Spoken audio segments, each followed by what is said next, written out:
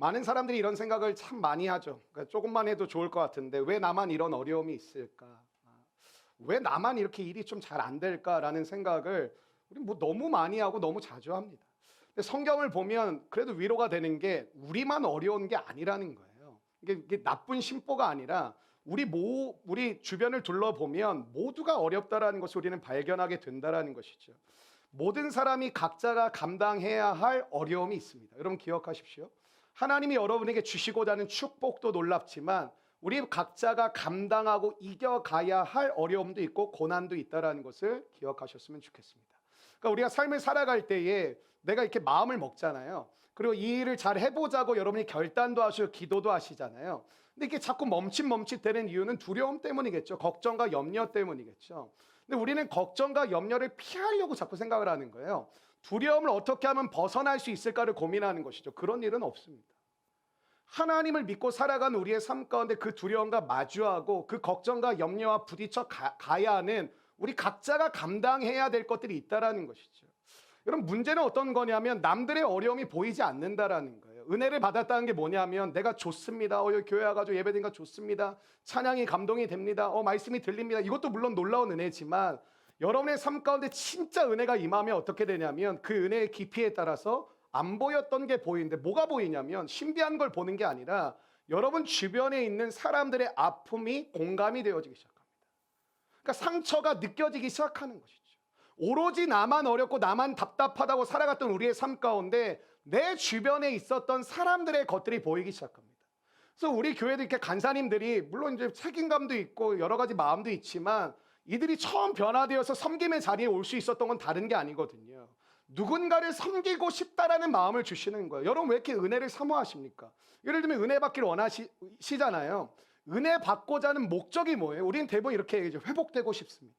치유받고 싶습니다. 변화되길 원합니다. 여러분 그 치유와 회복과 여러분의 일어나는 회복의 역사와 치유의 역사 또 새롭게 되어지면 뭐 하실 건데? 하나님이 여러분에게 변화와 치유를 주시면 우리에게 주시고자 하는 건 딱 하나예요. 한번 따라해 주시겠어요? 섬김.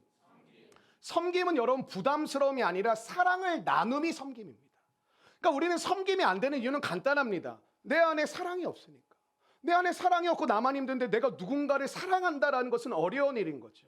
여러분 일찍 와야 되는 것도 우리 리더들은 아마 어떨 때는 어려울 거고 여러 가지 힘들고 어려운 사역을 하는 것도 어렵고 여러분 이게 그냥 되겠습니까? 그냥 되지 않겠죠. 이 모든 것들을 준비하는 손길들과 마음들이 아마 만만치 않을 때가 있습니다.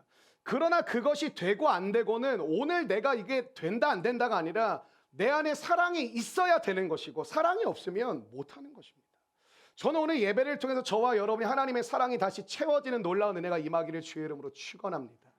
여러분 오늘 시편을 노래하고 있는 시편 기자에게도 우리와 똑같은 고통이 있었다라는 거예요. 왜 나만 안 되는 것 같지? 왜 나만 이렇게 일이 잘 진전이 안 되지?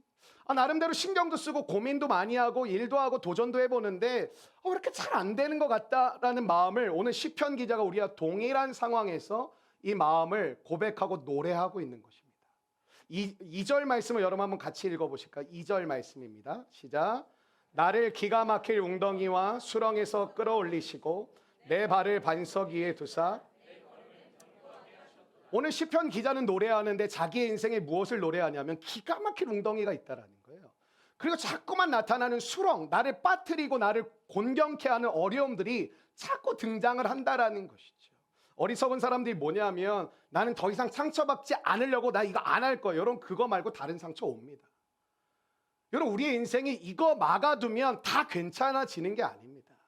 하나님의 사람들은 찾아오는 어려움과 위기들을 주님과 함께 동행하는 믿음이 생겼기 때문에 더 이상 문제와 상처를 묵상하지 않고 하나님을 묵상함으로 이겨가는 삶을 살아가는 게 우리의 믿음의 삶인 거거든요.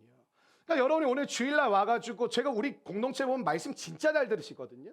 그러니까 대부분 말씀의 은혜가 되면 여러분의 공통적인 자세가 뭐냐면 끄덕끄덕 하시는 거예요. 맞아. 염려하지 말아야지. 걱정하지 말아야지. 그래 맞아. 두려워하지 말아야지. 하나님을 믿어야지. 근데 문제는 뭐냐면 여기서 깨달아진 게 일로 오지 않는다라는 거예요. 그리고 염려하지 않는 게 중요해. 두려워하지 않는 게 중요해라고 말은 하는데 여전히 여러분의 마음까지는 그 마음이 말씀이 진리가 도달하지 않으니까 월요일이 딱 되자마자 또 반복적으로 넘어지는 거예요. 또 반복적으로 실패하는 거예요. 그러니까 여러분의 마음 가운데 오늘 예배가 참된 예배가 된다는 건 영과 진리로 드리는 예배라 그러잖아요. 영과 진리는 드리는 예배 신학적으로 뭐 해석할 게 없습니다. 여기서 깨달아지고 인식되어진 말씀과 진리가 이 밑으로 내려와 내 마음 가운데 거하기 시작하는 예배가 뭐냐? 영과 진리로 드려지는 예배입니다. 사랑하는 여러분 한번 따라해 주실까요? 참된 예배자가 됩시다. 여러분 고대 근동 지방에서는 배경이 고대 근동 지방이니까 이 고대 근동 지방에서는 양과 소와 낙타가 재산이었습니다. 지금 우리는 통장에 찍히는 잔고를 보면서 내 재산이 얼마큼 있다. 여러분이 가지고 있는 동산과 부동산을 보시면서 나 얼마큼의 내가 소유가 있고 얼마큼의 재산을 가지고 있다라고 말씀하시지만 성경에 보면 특별히 저는 요즘 욥기를 좀 깊이 공부도 하고 묵상도 하고 있거든요. 근데 욥에 대해서 설명을 해주는데 그가 낙타가 몇천 마리고 양이 몇천 마리고 소가 몇천 마리였다고 아주 상세하게 이야기합니다. 우리 같으면 뭐 소가 엄청 많았다, 양도 많았다, 뭐 낙타도 굉장히 많았다 이렇게 써도 될 것 같은데 굉장히 구체적으로 쓴다라는 것이죠. 왜냐하면 그게 재산이었기 때문에 그렇습니다. 근데 이 양과 소나 양이라는 게 재산이었고 굉장히 중요했는데 이 재산보다 근본적으로 더 중요한 것이 있는데 그 첫 번째는 무엇이냐면 물입니다. 재산이 많으면 뭐합니까? 이걸 먹일 물이 없으면 다 죽어버리는 것이죠. 그러니까 저와 여러분의 삶 가운데 재산 중요합니다. 여러분 스펙도 중요합니다. 여러분의 삶의 여러 가지 도구들이 중요합니다. 진짜 중요한 건 뭘까? 하나님이 중요합니다. 이런 거죠. 여러분에게 벤츠를 줬는데 기름살 주유비가 없으면 그게 무슨 의미가 있겠습니까? 그러니까 오늘 우리는 근본적인 은혜를 구하지 않고 내가 그 다음 거를 구하기 때문에 삶이 연결이 안 되는 거거든요. 취업도 중요한데요. 인도하시는 주님과 함께 들어가는 것도 중요해요. 왜냐하면 들어가고 나서 하나님으로 정말 여러분 들어가셨다면 주를 구하게 되어져 있어요. 그러니까 여러분 들어가는 뭐 감사합니다. 하나님 뭐 취업시켜 그런 거 말고요. 진짜 모든 과정 속에 내가 결정하고 내가 선택하지만 하나님께 물으며 구하며 길을 인도함을 받으며 들어갔을 때 여러분 들어가고 난 다음에 기도 안 하거든요. 대학 들어가기 전에 취업하기 전에 기도 무지하게 하고 결혼식 전에 무지하게 기도합니다. 근데 결혼을 하고 나선 기도를 안 하고 취업이 되고 나선 기도의 자리에 빠지고 대학에 들어가고 나선 예배를 안 드려요. 왜 그럴까요? 들어갔다라는 거지. 진짜 하나님 필요한 순간은 뭘까요? 입시를 치는 순간, 면접을 잘 보는 순간, 좋은 사람을 만나고 이 관계를 유지하는 순간도 중요하겠지만 그것을 받은 것을 살아가는 게 훨씬 더 중요하겠죠. 대학에 들어가서 사는 게 만만합니까? 이게 술과 담배만 유혹이 아닌데 그냥 술, 담배라고 치면 별의별 유혹들이 쏟아져 오겠죠. 직장에 들어가면 어려움이 안 옵니까? 결혼하면 만사 형통입니까? 아니잖아요. 오늘 우리의 삶 가운데 들어가기 전에 하기 전에 하는 기도도 중요하지만 그 기도를 하는 목적이 뭔지가 더 중요하다는 것이죠. 저는 저와 여러분이 오늘 근원의 눈을 볼 수 있는 영적 눈이 띄어지기를 축복합니다. 이 지역에서 그래서 우물을 많이 팠거든요. 우물을 팔 수밖에 없죠. 물이 없으니까. 우물을 파는데 대부분 어떠냐면 그럼 어디서 우물을 팔까요? 나올 것 같은 데서 파는 거예요. 계속 그런 시대를 살아왔기 때문에 배웠거든요. 이런 지역을 팔아 그럼 물이 나온다는 걸 배웠으니까 둘러보다가 여길 파보자 여기 나올 것 같다 하고 감으로 때려 맞춰 파는 거예요. 근데 막 파고 들어가는데 물이 이렇게 나오다가 샘이 팍 터지지 않으면 쪼르쪼르 나오다가 말라버리는 거예요. 대부분 성향에 따라 나눠지지만 두 가지 결정을 하거든요. 첫 번째 불의의 사람, 에이씨, 물 안 나오, 다 말라버리네. 새로 파자 하는 분들이 있죠. 그러니까 이런 분들 있잖아요. 약간 이렇게 즉흥적이고 막 감각적이신 분들은 뭐를 잘 도전은 잘해. 근데 뭐가 딱 막히면 이거 안 해. 다른 거 할래. 이런 분들이 계시죠. 저 이렇게 얘기하고 싶어요. 여러분 적어도 여러분은 기도하고 직장에 들어갔으면 3년은 버텨보세요. 인턴 6개월 한 다음에 하나님의 뜻이 있네 마네 나랑 맞네. 여러분 인턴한테 중요한 일 시키지도 않아요. 이게 나랑 맞네 안 맞네를 어떻게 얘기해요? 말할 수가 없는 거죠 사실. 여러분 두 번째는 이런 사람이죠. 더 깊이 파보는 사람들. 더 깊이 파면 어떨까? 물이 나올 수도 있고 물이 나오지 않을 수도 있습니다. 근데 이때나 지금이나 인간은 다 똑같은 것 같아요. 여러분 물을 팠을 때 손으로 파고 들어가지만 적어도 5m, 6m, 7m 이상 파고 들어가야 물이 솟아오릅니다. 그럼 굉장히 깊은 웅덩이를 파는 거잖아요. 깊은 웅덩이를 판 다음에 물이 안 나왔으면 어떻게 해야 될까? 메꿔놔야 될 거 아니에요. 메꿔놔서 누가 빠지지 않게끔 해야 되겠죠. 그 당시 이스라엘 백성들은 유목민이었기 때문에 이동을 하는 사람들인데 이동을 할 때 주로 언제 할까요? 낮에 이동을 했습니다. 오전에 주로 이제 해가 막 짱짱하기 전에 이동을 많이 했거든요. 근데 가끔은 정말 깊은 밤중에 급하게 이동을 해야 될 때도 있었어요. 뭐 들짐승이 습격을 한다든지 갑자기 천재저변이 일어나면 갑자기 이동해야 될 때가 있었던 거죠. 근데 그렇게 이동을 하는데 어떤 일이 발생을 하냐면 소나 양이 그 구덩이에, 그 수렁에 빠지는 경험을 하는 거예요. 여러분의 삶 가운데 소나 양이 개념이 별로 없으시겠지만 여러분 이렇게 가다가 여러분이 예를 들면 카드를 흘렸어요. 근데 느꼈어. 근데 여러분 그런 경험 해보신 적 있어요? 그 하수구 이렇게 네모난데 얇은데 뚫렸을 때, 진짜 재수 없을 때 거기 딱 빠질 때 있잖아요. 없어요? 나만 있어요? 그 알죠? 여기 이렇게 물 흐지 않고 이렇게 밑에 바닥은 있는데 그 철로 돼가지고 이러는데 아니 떨어져도 딱 거기 빠질 때 이게 되게 난감하잖아요. 가끔 이렇게 보면 이러고 있는 사람들 있거든요. 근데 그게 뭐 들리겠습니까? 우리 교회 뭐 예를 들면 뭐 몇 명 와도 이게 쉽지가 않을 텐데. 근데 여러분 그 카드를 흘렸으면 물론 지금은 재발급 받으면 되지만 그걸 여러분 그냥 두고 갈 사람이 있겠냐고요. 소나 양이 빠졌네. 빠졌네. 안녕. 갈게. 이럴 수가 없는 거죠. 재산이니까. 더군다나 자기가 소장농이거나 위탁받은 이게 재산이면 더 할 수가 어떨까요? 굉장히 마음이 불안하겠죠. 이거 어떡하냐. 큰일 났다. 큰일 났다. 그럼 수렁에 빠졌다라는 오늘의 표현은 저와 여러분 사실 잘 공감이 안 됩니다.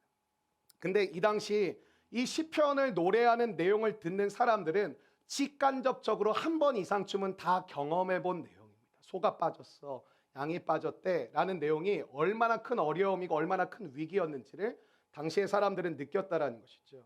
여러분 인생을 살다가 수렁에 빠져본 경험이 있으십니까? 아마 오늘도 어쩌면 힘겹게 예배의 자리에 나오신 분들이 계실 것 같아요.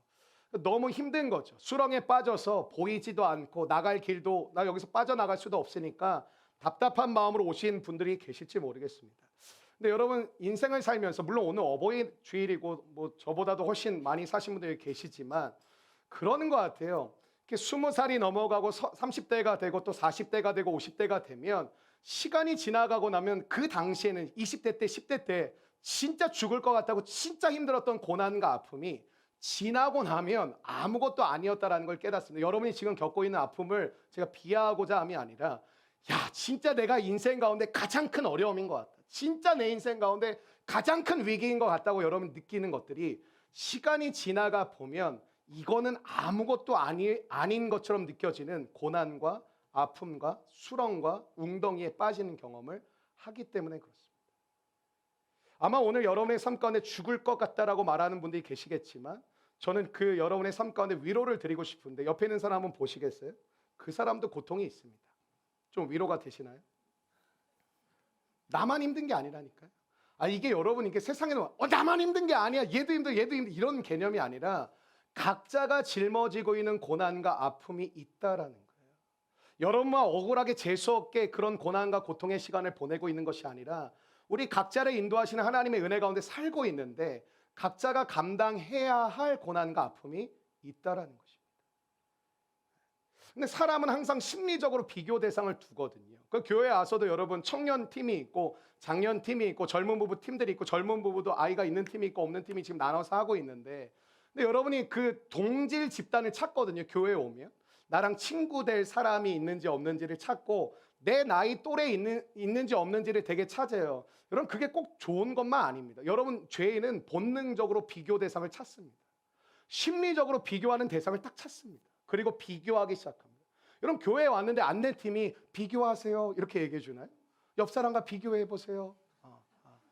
여러분 얼굴이 안 좋으면 제가 상담할 때 너보다 더 안 좋은 애 내가 불러줄게 하고 봐봐 넌 괜찮은 거야. 그 위로가 될까요? 여러분 우리는 본능적으로 이게 해요. 아까 93kg 제가 왜 이렇게 꽂혔냐면 나보다 무겁구나. 굉장히 즐거운 거예요. 얘 나보다 보기만 해도 나보다 무거운 건 내가 느끼는데 실질적으로 93이라는 걸 증명해 주니까 나보다 무겁구나. 이게 목회자로서 이게 해야 되는데 감사하다. 나보다 무거워. 비슷한 줄 알았는데 많이 무겁네. 그럼 사람이 깊은 수렁에 빠지면 첫 번째 증상 여러분이 지금 울고 계시다면 그래도 건강한 거예요. 도와달라고 소리 지르고 계시면 그래도 감사한 거예요. 예를 들면 목회자나 여러분 주변에 있는 동역자들에게 저 이런 어려움이 있는데 그걸 솔직하게 얘기하면서 저를 위해서 좀 꼭 같이 기도 좀 해달라고 얘기할 수 있다면 아직 여러분은 괜찮은 것입니다. 여러분 수렁에 오래 빠져 있다가 여러분 문제는 뭐냐면 그 수렁에서 소리를 막 질러대요. 살려주세요, 도와주세요, 하나님 저 좀 건져주세요 할 때는 진짜 건강한 것이고 괜찮은 것입니다. 그러니까 어떤 시점이었냐면 기도가 나오지 않는 순간이 오고, 사람들에게 도움을 요청하지 않는 순간이 오고, 주변에서 물어보거든요. 뭐 예를 들면 형 괜찮아? 뭐 부모님 괜찮으세요? 뭐 자녀들에게 괜찮냐? 또 교회 식구들이 저는 성도들이 참 신기한 것 같아요. 제가 여러분들 물어보거든요. 한 주간 잘 지냈냐고. 저한테 한 주간 너무 힘들었어요 라고 얘기하는 사람 거의 없어요. 얼굴은 죽을 것 같이 생겼는데 지금 다 뭐랑 괜찮습니다 그래요. 그 썩소를 보는 순간 어떻게 해야 되지? 이런 생각이 들거든요. 다 괜찮대. 신경 안 쓰셔도, 신경 안 쓰고 있는데 신경 안 쓰셔도 된대. 근데 여러분의 삶 가운데 나중에 들려오는 소식도 듣게 되거든요. 목사님 기도해 주셔야 될 것 같아요. 목사님 어려움을 겪고 있는 것 같아요. 목사님 이렇게 상담 좀 해주시면 좋겠어요 라고 부탁을 받을 때가 있어요. 여러분의 삶 가운데 뭐냐면 그 수렁에서 오래되면 어떻게 되는지 아세요? 소리를 지르지 않아요. 여러분에게 찾아온 공포와 두려움이 여러분의 마음을 잠식해버렸어요. 소리가 안 나요. 여러분 수렁에 빠졌다고 생각해 보세요.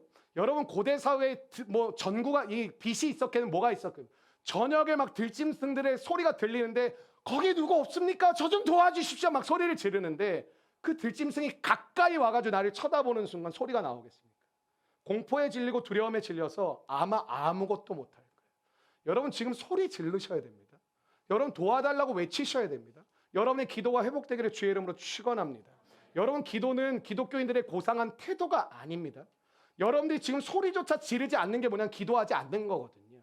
그럼 어떻게 하냐면 그냥 되는 대로 사는 거지 뭐 인생이 다 그런 거지 뭐 내가 더 이상 난 뭐 할 수가 없는데 뭐 라고 하는 마음이 오늘 깨어나기를 주의 이름으로 축원합니다. 여러분 그러면서 우리는 이런 거예요. 비교 대상을 두면서 저 사람은 되게 좋아 보인다. 저 사람 진짜 막 인생이 편해 보인다 라고 우리 스스로 깊은 웅덩이와 수렁에 빠질 때가 진짜 많습니다. 여러분 소리 지름은 여러분에게 큰 은혜라는 것이죠. 두려움이라는 것은 이런 거죠. 여러분 그 심리학 공부해 보시면 아시겠지만 심리학자 중에 되게 유명한 사람 중에 하나가 메슬로라는 미국인가 뭐 하여튼 학자가 있는데 인간의 5가지 욕구에 대해서 정리를 했는데 그 욕구 중에 가장 중요한 것 중에 하나가 뭐냐, 인간은 안전의 욕구를 원한다라는 거예요. 그럼 다 지금 돈이 많길 원하는 게 안전하길 원하시고, 여러분이 좋은 환경을 찾는 게 다 안전함을 원하는 것이잖아요. 인간이 기본적으로 안전한 욕구 그리고 이 먹고 사는 이 욕구가 다 채워지고 4단계가 채워져야 5번째 욕구가 뭐냐면 자아 실현의 욕구에 도달한다라는 거예요. 근데 이게 뭐 성경이랑 다 똑같지는 않지만 이 욕구를 깨트리는 게 이 욕구를 여러분에게 불안케 하는 게 뭐냐면 말 그대로 두려움이거든요. 두려움이란 게 여러분 안에 딱 들어와가서 딱 털을 딱 잡으면 그 두려움은 첫 번째 한 가지로 다가옵니다. 이거 어떻게 하지? 진로 어떻게 하지? 나 이 관계를 어떻게 해야 되지? 내 신앙이 지금 무너진 것 같은데 이거 어떻게 해야 되지? 하나님 앞에 내가 어떻게 나아가지? 한 가지 정도의 두려움으로 찾아오는데, 두려움은 특징이 있습니다. 세포 분열합니다. 조금 시간이 지나면 그 두려움은 3가지, 4가지로 먼저 가 있고, 한 달, 2달 동안 그 두려움을 여러분 마음에 품고 계시면 그 두려움은 수없이 많은 것들로 이미 여러분의 손과 발을 꽁꽁 묶어두고 있습니다. 아무것도 못합니다. 그때 오는 게 우울증입니다. 그때 오는 게 공황장애. 무슨 느낌이냐? 아무것도 할 수 없다는 느낌. 아무것도 움직일 수 없다는 느낌. 결정할 수 없다라는 무기력한 마음.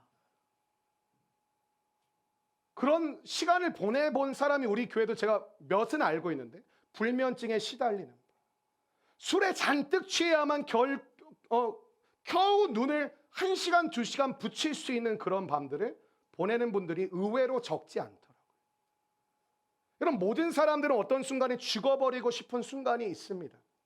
잘 나갈 때도 어려울 때도 동일한 마음이 찾아올 때가 있습니다. 여기서 모든 게 끝나버릴 것 같고 내가 죽고 싶은, 죽을 것 같은 두려움과 공포와 염려가 여러분에게 찾아오는데, 저도 마찬가지고 여러분들도 마찬가지고 신앙이라는 것이 그것을 땜빵하지 못합니다. 왠지 아세요? 나의 밑바닥을 드러내기 시작하거든.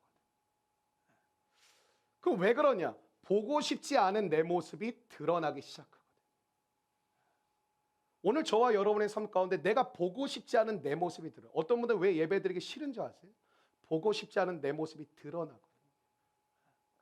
혹시 저희 교회 오기 전에 날아다니셨던 분들 우리 교회도 보니까 꽤 많으시더라고요. 이런 사역 저런 사역, 이런 봉사 저런 봉사, 이런 훈련 저런 훈련. 여러분 박수 쳐드리고 싶습니다. 여러분이 착각하시는 게 회복되어서 다시 그 사역의 자리로 돌아가라고 하나님이 우리 교회 보내주신 게 아니에요. 여러분에게 잃어버린 게 있어요. 그건 사역이 아니라 마음이에요. 훈련이 아니라 마음이에요. 일이 아니라 마음이에요. 뭐가 문제일까요? 여러분이 대단해서 사역을 했습니까? 대단해서 훈련을 받았습니까? 아닙니다. 아무것도 아닌 나를 건져주셔서 주님의 은혜로 나를 훈련의 자리로 보내주셨고, 아무것도 아닌 나를 부르셔서 하나님이 사역의 자리를 보내셨는데, 사역의 자리는 전쟁터거든요. 저도 마찬가지입니다. 아마 마음을 열어보면 찢기고 상처난 마음도 엄청 많을 겁니다. 이루 헤아릴 수 없는 고통이 제 안에도 있습니다. 왜 전쟁터냐? 삶과 죽음의 자리가 사역의 현장이거든요. 저는 이 예배의 자리에 여러분에게 진지하게 나아가고 있습니다. 왜? 이 시간만큼 여러분을 살리는 도구로 난 쓰임받고 싶거든요. 여러분이 다시 일어날 수 있도록 여러분을 섬기는 자로 저를 불러주셨으니까 오늘 와가지고 엄청 기도하고 어제도 기도하고 계속해서 여러분 한 분 한 분을 생각하고 있어요. 규화 형제 어디 있어요? 계속 기도하고 있어요. 한 명 한 명 제 이름 불러가면 사업하는 분들 기도하고, 직장 다니는 또 직장을 준비하는 사람들 기도하고, 진로를 놓고 기도하는 사람, 결혼한 가정을 놓고 끊임없이 몸부림을 치고 기도하고. 왠지 아세요? 하나님이 일하심을 믿기 때문입니다. 사랑하는 여러분, 오늘 여러분에게 그 마음이 회복되기를 주의 이름으로 축원합니다. 교회 다니면서 이상한 버릇들이 생겼어요. 뭐 은혜 받으면 자꾸 뭔가 해야 될 것 같은 부담감을 주변에서 준 적 없어요. 우리 교회에서 여러분에게 뭐 부탁한 거 많이 없어요. 그걸 아무나 시키지도 않아요. 여러분의 삶 가운데 자꾸 이상한 버릇들이 있어요. 남 탓하지 마십시오.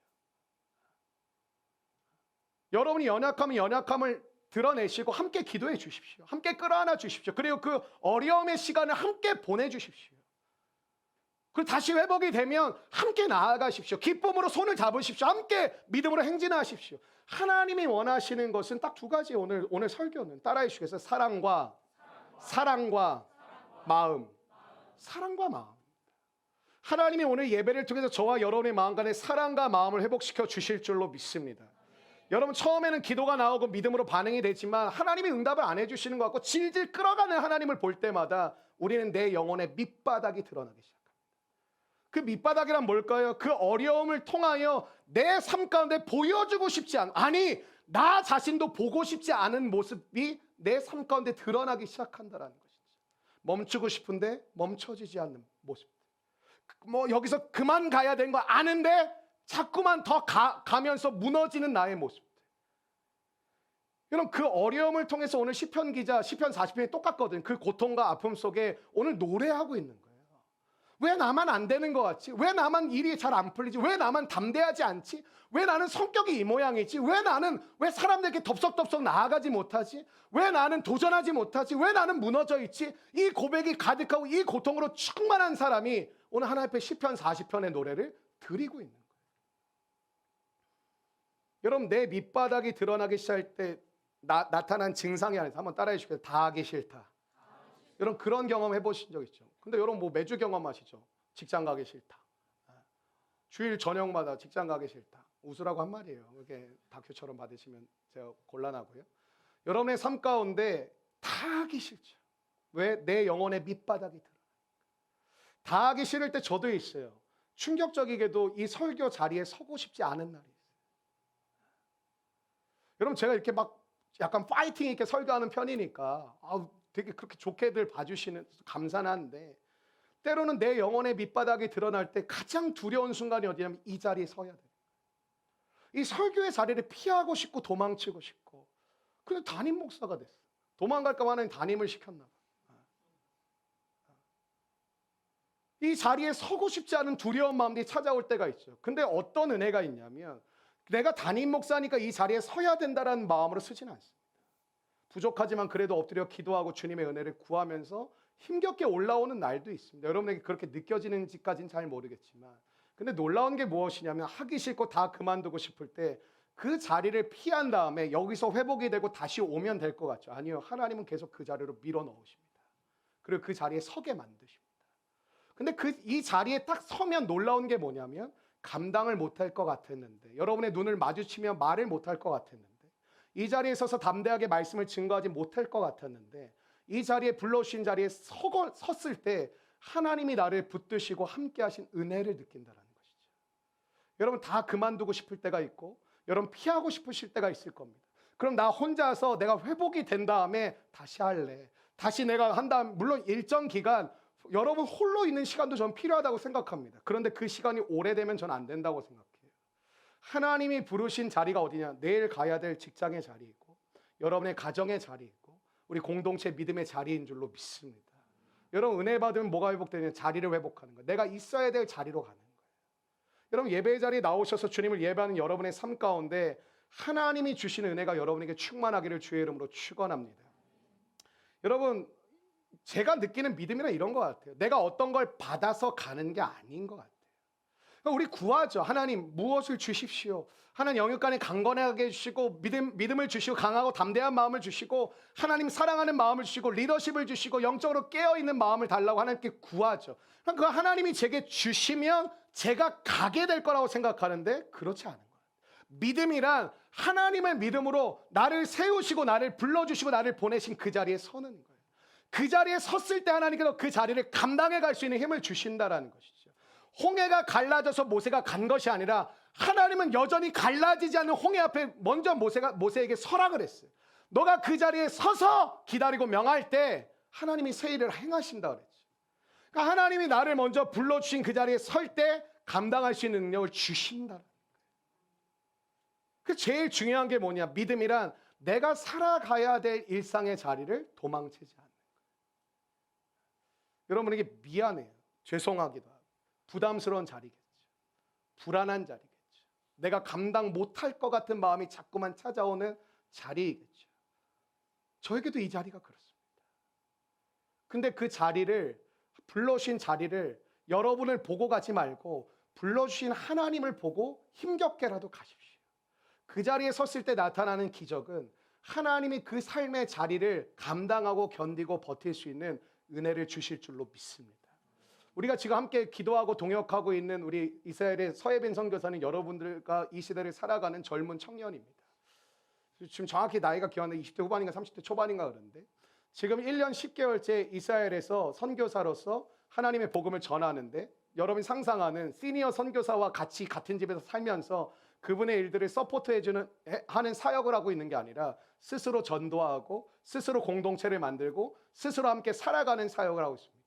근데 원래 2년을 작정하고 나갔는데 한 해 더 섬기고 돌아오기로 결정이 됐는데 갑작스럽게 이 본부에서 전체 선교사들이 이제 코로나가 끝나가니까 포스트 코로나를 대비해서 전 세계 선교사 다 들어와라. 그래서 우리 한번 같이 컨퍼런스하고 다시 마음을 새롭게 하고 다시 가자 해가지고 잠시 한국에 들어오게 되었습니다. 지난 금요 성령 집회 때 우리 교회에 와가지고 같이 예배를 드리게 됐어요.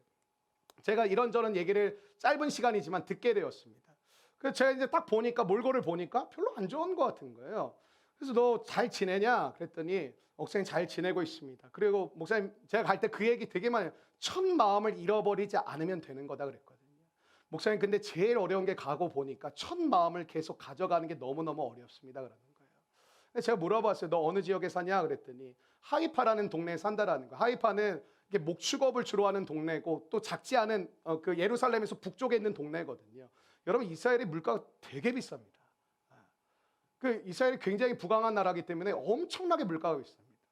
제가 단도직입적으로 물었어요. 한 달에 내가 보니까 생활비 만만치 않은 것 같은데 우리 교회도 매달 지금 못 보내주고 있어서 말하기가 좀 그랬지만 한 달에 생활비 얼마 갖고 쓰냐 그랬는데 제가 왜 물어보게 됐냐면 전도한 친구 유대인 집에서 같이 살고 있다라는 거예요. 두 가지거든요. 진짜 영혼을 사랑하는 마음으로 살겠지만 삶이 만만치 않다라는 증거라고 전 느껴지더라고요. 어떻게 사냐 그랬더니 한 달에 60만 원 갖고 살고 있습니다 그러는 거예요. 제가 듣고 까무러치는 줄 알았어요. 서울에서도 60만 원 갖고 한 달에 못 사는데 거기서 렌트비 내고 너 학교 다니고 학생비자 학교 다니고 있는데 교통비도 안 나올 땐 그거 어떻게 사냐 그랬더니 충격적인 얘기인데 제가 여러분들에게 나누지 못할 것 같습니다. 근데 뭐라고 얘기냐면 제가 지하철역까지 데려다 줬는데 목사님 지내다 보면 또 즐겁게 감사하게 잘 지내고 있습니다. 그러니까 더 있으려고 하겠죠. 그게 고통스럽고 어렵다면 빨리 끝나고 작정한 시간 끝나고 빨리 돌아오려고 하겠죠. 근데 그 순간순간들을 버티고 견디면서 하나님이 본인에게 주시는 마음들을 가져가려고 애쓰는 모습을 보게 되었습니다. 사랑하는 여러분, 믿음이란 게 뭐냐면 따라해 주세요. 버팀, 견딤입니다. 객기로 버티고 객기로 견디는 게 아니라 하나님의 말씀을 듣고 부르심 받은 그 자리에서 때론 여러분의 상황과 환경이 무너지고 힘든 그 순간들을 믿음으로 하나님을 바라봄으로 견디고 버텨가는 것이 주님의 능력이고 은혜인 줄로 믿습니다. 시간이 많이 가서 오늘 다 줄여가지고 제가 설교를 좀 마무리하고 싶은데요.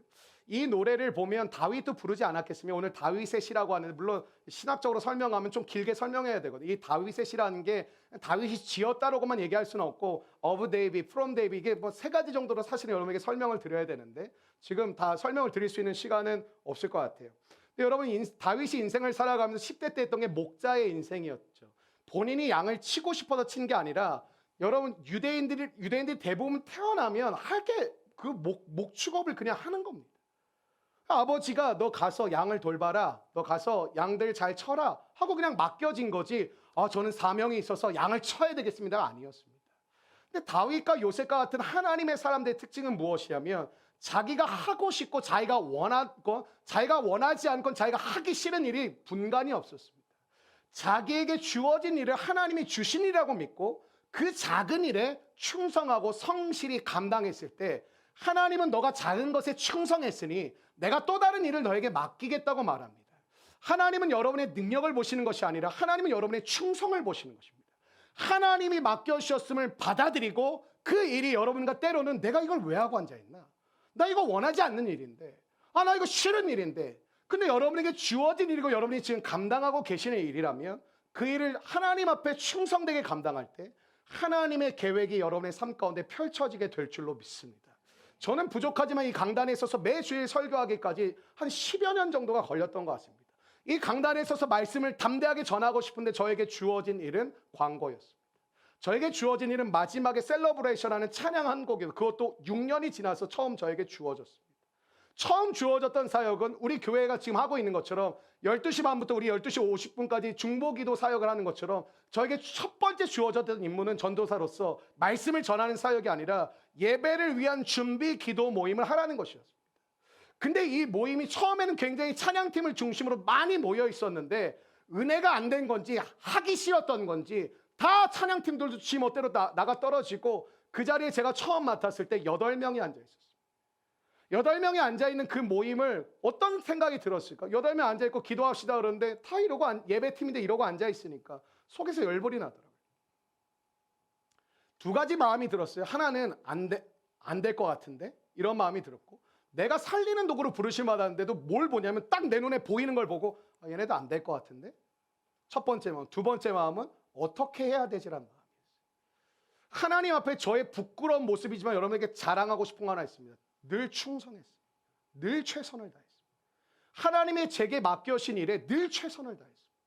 그 기도 모임에 정말 최선을 다했습니다. 한 요 정도 공간 되는 들어와서 한 30명 정도 앉으면 진짜 꽉 차는 공간이었거든요.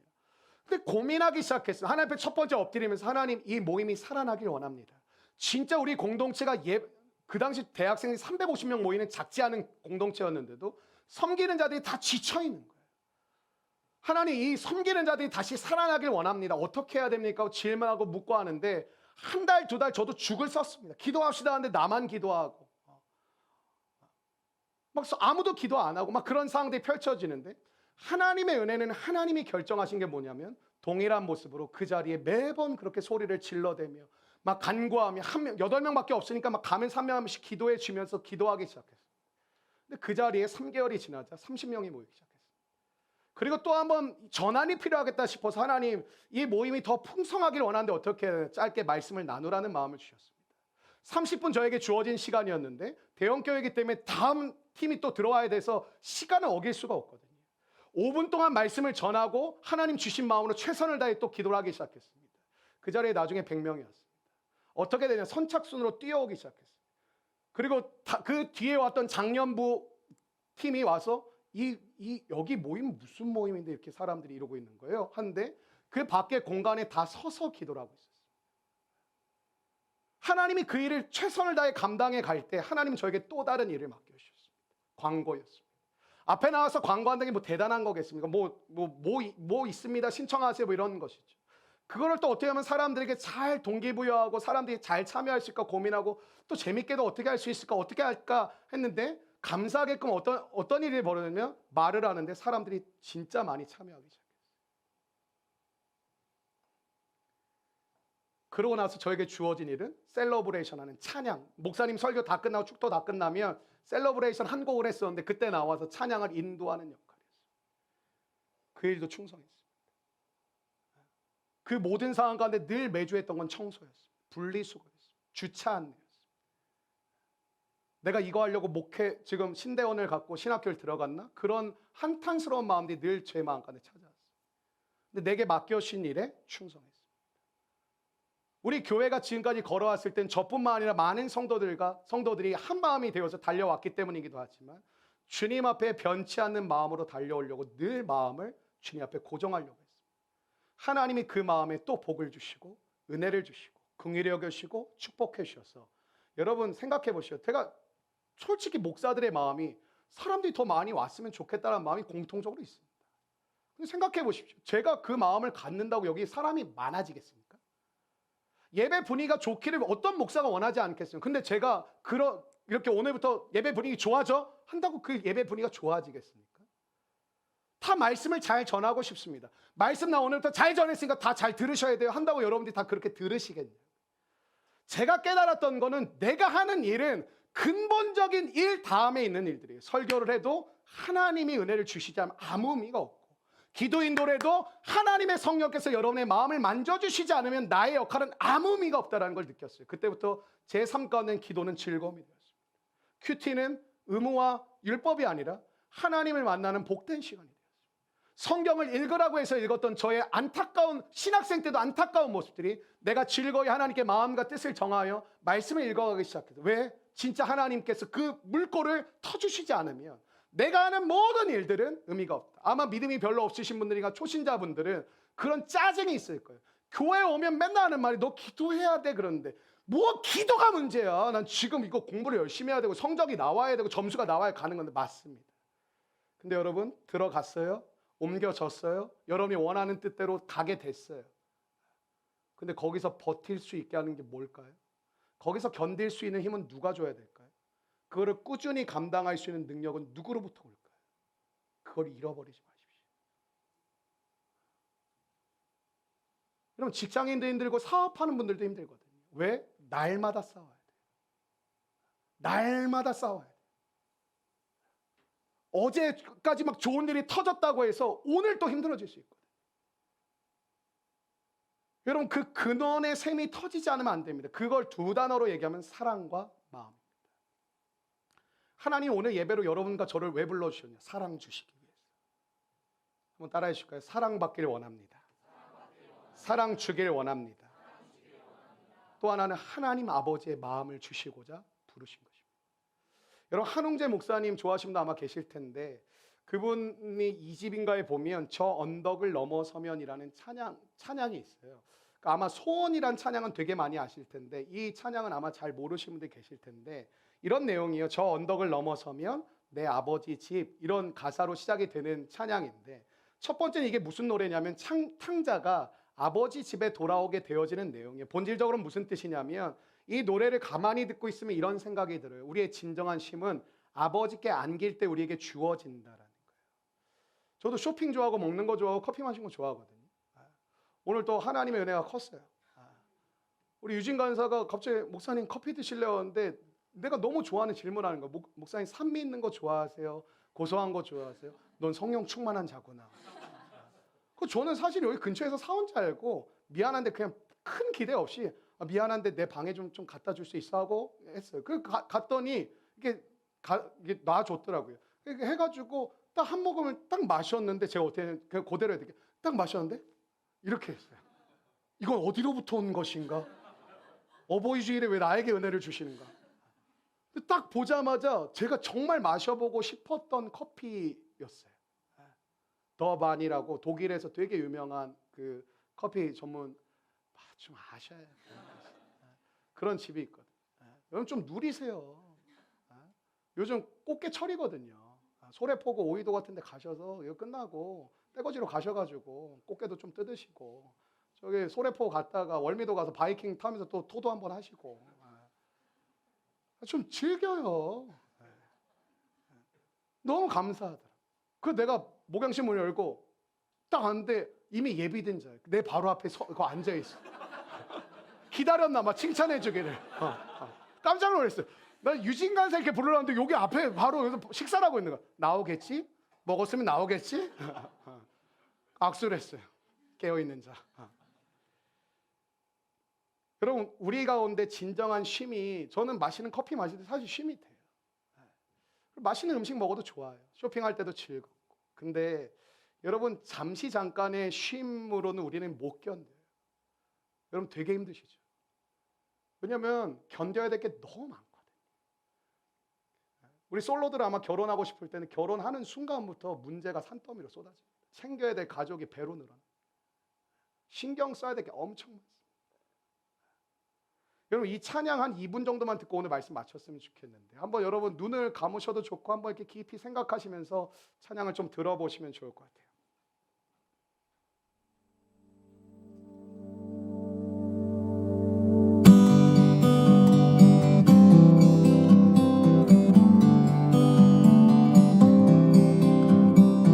전덕을 넘어서면 아버지지,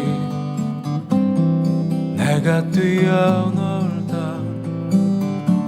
그 정든 동산, 한 번도 돌아보지 않고 떠났던 그 문 앞에 서 계신 그분이 보이네. 전덕만 넘어서면 아버지 집, 내가 뛰어놀던 그 정든 동산, 한 번도 돌아보지 않고 떠났던 그 문 앞에 서 계신 그분이 보이네.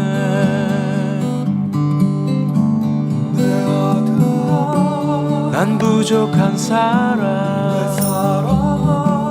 난 믿을 수가 없네. 어떤 이유로 그분 나를 안아주시는지.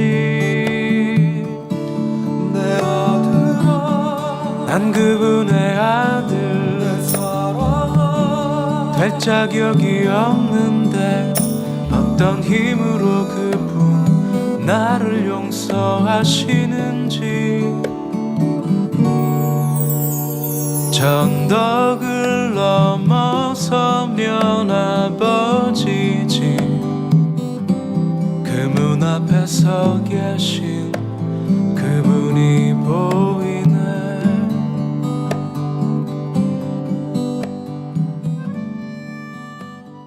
칠흑같이 어두운 밤을 버티셔야 돼요. 그래서 공동체가 중요한 거, 혼자 못 버텨요. 서로 기대어 주세요. 여러분, 그 고난의 밤을 견딘 사람만이 뭘 경험하냐면 수렁에서 건져주시는, 기가 막힐 용동에서 건져주시는 주님의 손길을 경험하게 되실 줄로 믿습니다. 여러분, 그 깊은 어두움이 뭘 느끼게 하는 걸까요? 저와 여러분의 한계를 빨리 느끼라는 거예요. 그리고 어떤 메시지를 줄까요? 나는 하나님의 은혜가 없이는 살 수 없는 사람임을 믿고 인정하게 만드는 거예요.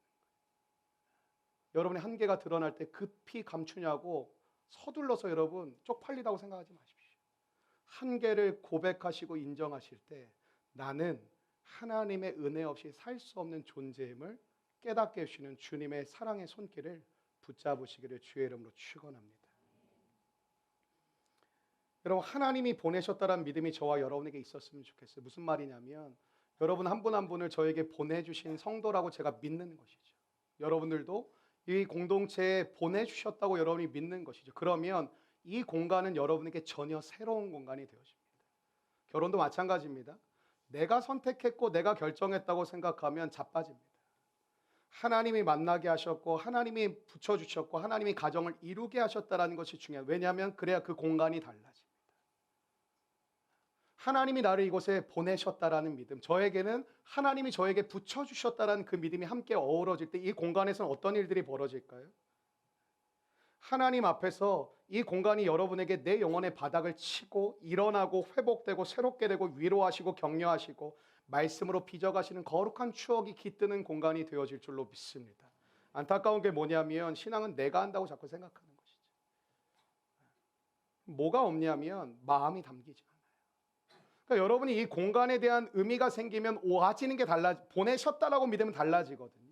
근데 내가 선택했다고 생각하면 어떤 날은 그냥 빨리 가는 거예요. 어떤 날은 안 오는 거예요. 어떤 날은 내가 뭐 와서 또 즐겁게도 있는 거예요. 하나님이 여러분에게 그 직장을 보내셨다고 믿으십시오. 아무리 악독한 상사 밑에 있을지라도 바로왕 같은 정말 여러분을 귀찮게 하고 정말 여러분을 괴롭게 하기 위해서 태어난 사람처럼 있는 사람 앞에서도 영원하지 않습니다. 오늘 시편 기자는 그 고백을 드리고 있는 거, 하나님이 원하시는 건 뭐냐면 6절 말씀을 보니까 예물도 아니고 시간도 아니다. 하나님이 원하시는 건 우리에게 원하시는 건 마음이라는 거. 하나님을 사랑하는 마음, 하나님을 기뻐하는 마음, 하나님을 믿는 마음, 그 마음을 원하신다라는 것이죠. 거기에 뭐가 있을까요? 진정한 자유가 있는데 진정한 자유는 왜 있냐면 하나님이 그곳에서 역사하십니다. 하나님이 여러분에게 기름 부으십니다. 하나님이 여러분의 삶 가운데 인도하시는 줄로 믿습니다. 너무 고통스러운 그 길이 이런 것이죠. 목회의 여정이 많은 분들이 위로해 주세요. 힘드시죠? 어려우시죠? 만만치 않으시죠? 맞습니다. 그러나 저의 고백은 그것만 있는 것은 아닙니다. 너무 힘겹고 어렵고 외로울 때도 있지만 감사합니다. 때론 너무나도 가시밭길처럼 여겨지지만 기쁨이 넘칩니다. 하나님 향한 기대가 있습니다. 소망을 가지고 있습니다. 왜냐? 제 안에는 부흥에 대한 갈망이 여전히 있습니다. 한국교회가 찌그러졌고 망해가고 있는 것처럼 보이지만 대형교회만 부흥할 수밖에 없거든요. 이게 마치 이런 것 같아요. 타이타닉호와 똑같은 거. 인생의 전체적인 위기가 이 세상 가운데 임하면 사람들은 어디를 향할까요? 꼭대기로 향하는 원리와 똑같습니다. 더 안전해 보이는 것, 더 괜찮아 보이는 것, 뭔가 이유가 있으니까 사람들이 많이 모여 있겠지. 뭔가 이렇게 시스템이 잘 돼 있으니까 사람들이 여기를 원해서 오겠지. 우리는 마치 타이타닉호처럼 살 수 있는 그 공간을 사람들과 경쟁하면서 살아가는 모습처럼 살아가는 것이죠. 하나님께서 오늘 여러분에게 사랑과 마음을 회복시키셔서 당장 내 옆에 있는 사람이 보여지기를 원하고 우리 주변에 있는 사람들 공동체부터 서로의 아픔과 서로의 마음을 공감하고 느끼고 나눌 수 있는 귀한 은혜가 채워지기를 주의 이름으로 축복합니다. 16절 말씀을 읽겠습니다. 시작. 주를 찾는 자는 다 주 안에서 즐거워하고 기뻐하게 하시며 사랑하는 자는 항상 말하기를 여호와는 위대하시다 하게. 저는 오늘 밤에라도 여러분 혼자 있는 공간에서 오늘 숙제를 하나 내드리고 싶은데요. 꼭 이 고백을 드리셨으면 좋겠어요. 하나님 사랑합니다. 하나님 정말 사랑합니다. 여러분 오늘 꼭 홀로 있는 공간에서 이 고백을 드려보셨으면 좋겠어요. 그리고 오늘 팀 모임하고 마칠 때 기도하기 전에 같이 고백해도 좋을 것 같아요. 하나님 사랑합니다. 하나님 정말 사랑합니다. 17절 말씀 읽고 마치겠습니다. 시작. 나는 가난하고 궁핍하오나 주께서는 나를 생각하시오니 주는 나의 도움이시오 나를 건지시니시오. 하나님이여 지체하지 마. 여러분 17절 말씀을 보니까 이런 것 같아요. 지금 겪고 있었던 문제는 해결이 된 것 같은데 또 다른 문제가 또 찾아온 것 같아요.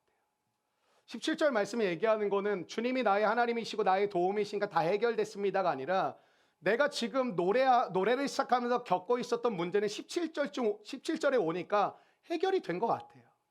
근데 17절의 내용을 잘 들여다보면 또 다른 문제가 찾아온 것 같아요. 근데 괜찮대요. 왜냐하면 나는 가난하고 궁핍하오나 주께서는 나를 생각하시오니 주는 나의 도움이시오 나를 건지시니시라. 나의 하나님이여 지체하지 마소서. 여러분 문제는 계속 올 겁니다. 멈추지 않을 것입니다. 여러분 마지막 말세를 이렇게 표현해요. 크고 두려운 날이 이르기 전에라는 표현이 여러 번 반복되죠.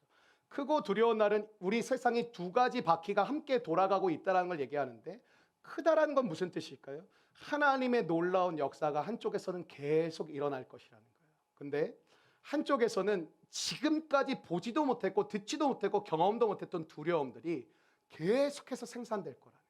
교회도 나뉠 겁니다. 두려움으로 가득 차서 무너지는 교회가 나타날 것이고 점점 하나님의 영광을 드러내고 나타나는 교회가 임하게 될 것입니다. 여러분의 개인의 삶도 마찬가지입니다. 두려움에 끌려가는 사람이 나올 것이고 큰 영광 가운데 하나님의 인도하심을 받으며 살아가는 사람들이 나올 것입니다. 기억하십시오. 정말 중요한 것은 여러분의 뜻대로 조절되지 않는다는 것. 여러분이 가지고 있는 소유로 여러분의 감정이 안 움직여집니다. 두려움 안 없어집니다. 진짜 중요한 것은 내가 가지고 있는 것을 해결이 되지 않습니다. 이번 한 주간 살아가실 때 하나님을 의지하시는 저와 여러분이 되기를 원합니다. 정말 중요한 거. 그러니까 내가 뭘 열심히 해서 들어가는 게 아니라 하나님이 나를 붙들어 주셔야 하나님이 나를 취업도 하게 하시지만 들어가서 잘 하루하루 감당해 갈 수 있도록. 대학에 들어가는 순간도 너무너무 힘들었지만 그곳에 들어가서 하나님의 뜻 가운데 많은 것들을 보고 하루하루 견뎌갈 수 있도록. 하나님의 은혜 가운데 정말 적합한 사람을 만나서 가정이라는 공동체를 이루었지만 하루하루 믿음으로 서로 다른 자가 만나 서로 부딪혀 가지만 하나님이 붙잡아 주시는 은혜로 함께 가는 것, 함께 갈 수 있도록. 그게 우리 주님께서 주시는 놀라운 은혜요, 위로요, 축복인 줄로 믿습니다. 옆사람 한번 격려하실까요? 함께 걸어갑시다. 한 번 더 인사하실 때 하나님이 당신을 붙들고 계십니다.